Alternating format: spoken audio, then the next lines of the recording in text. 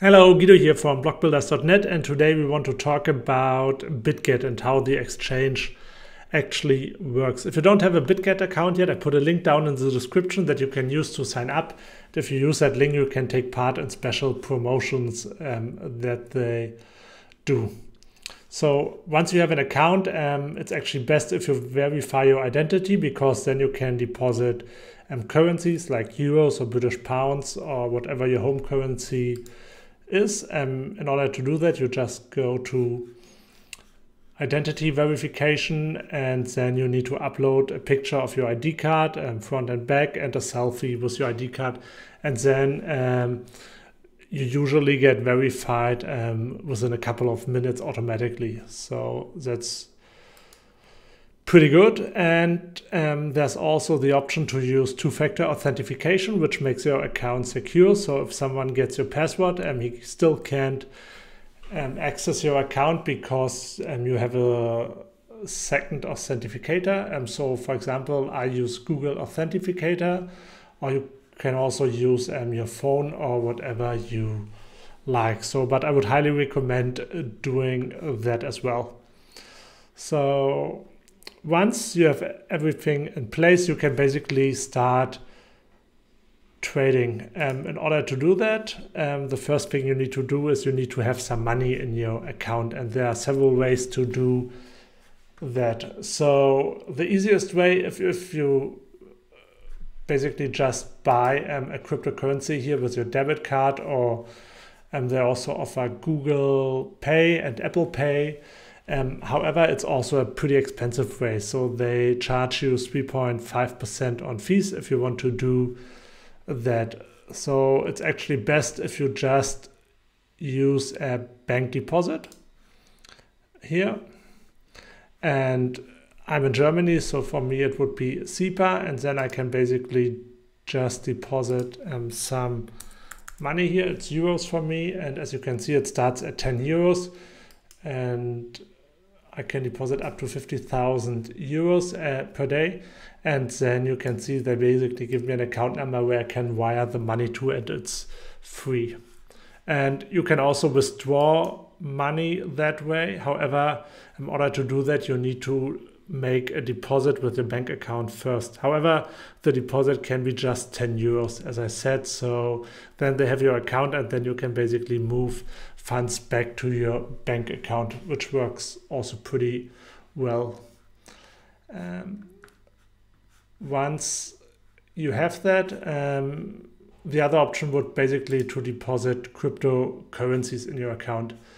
Bitget is one of the biggest cryptocurrency exchanges in the world, as you can see here in terms of trading volume, and they have more than 842 coins that are traded on the exchange. So you can basically deposit every coin that is traded on the exchange here and just send it to the exchange, and then you can trade it there.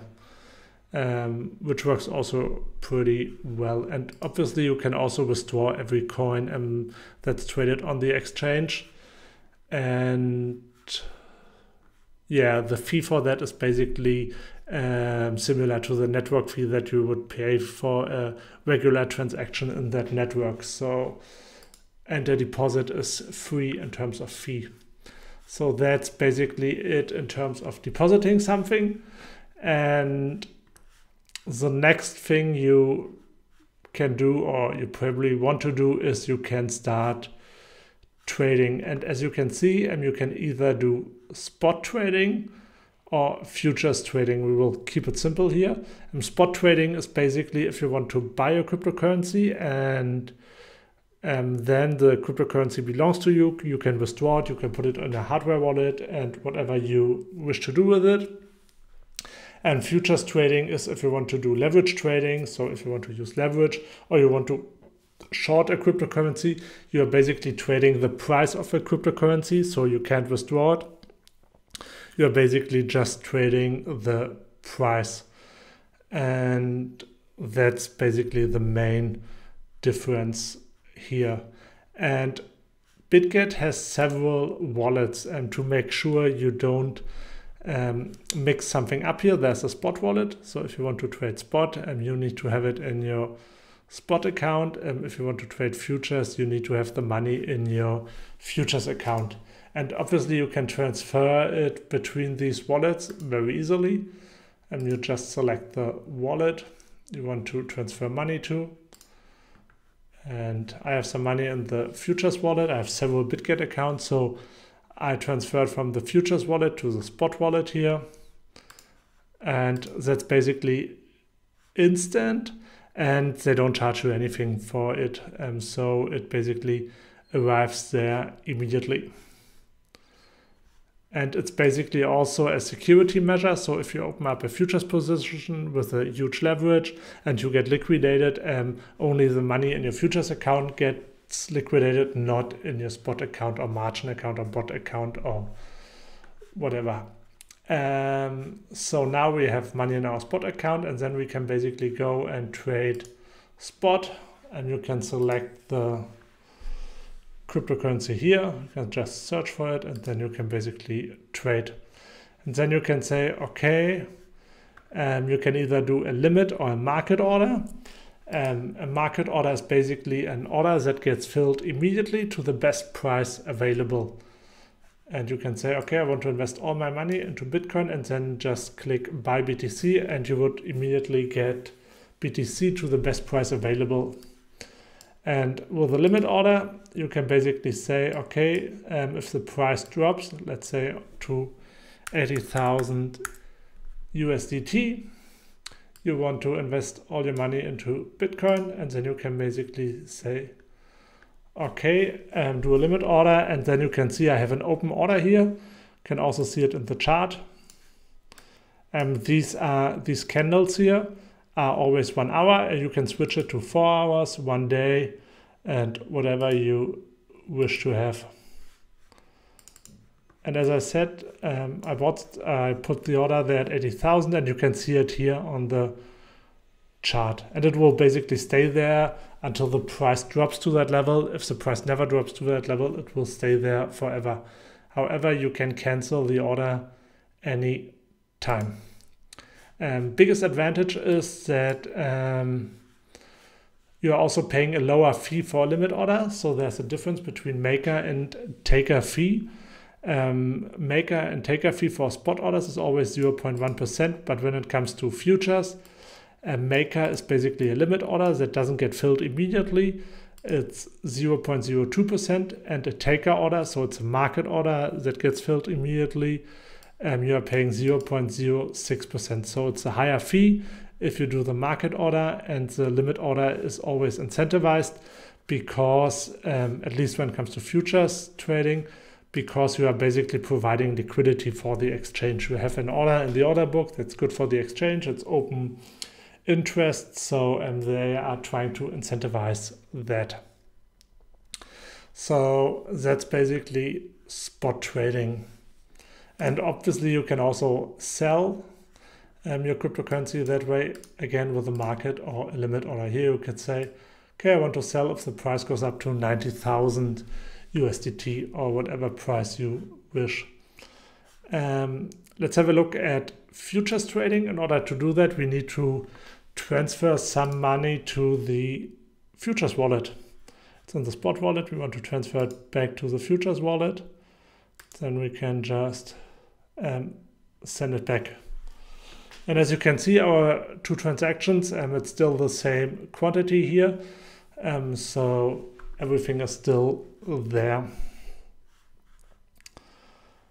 And then you can basically trade, most people trade USDT futures. However, you can also trade futures against USDC, and most of the futures here are perpetual futures, so you can basically stay in the contract forever. And there are some futures that expire. So for example, when it comes to coin margin futures, that are futures where you basically can have Bitcoin in your account as a collateral and not USDT. And there are futures that expire. However, most people trade perpetual futures. And if there's no date behind that trading pair, that basically means it's perpetual futures. And that would be quarterly futures that expire at the end of the quarter. So let's have a look at perpetual futures. And the difference is basically for perpetual futures, you are paying funding, and for quarterly futures, you don't pay funding. However, they expire. So even if you're on a loss, and once the quarter is over, they get sold and you have to take the loss. Perpetual futures you can just leave open for as long as you want. So again, you can do a limit or a market order, and you can again say, okay, if the price drops to 80,000, you want to open it, but let's do it with a market order here in order to show you how that works. Now you basically have a long position on Bitcoin, and you can also open a short position. Short basically means you think the price will go down, so then you basically open up a short position, and then you are short and you can close it in profit when the price goes down. And as you can see here, you have realized profit.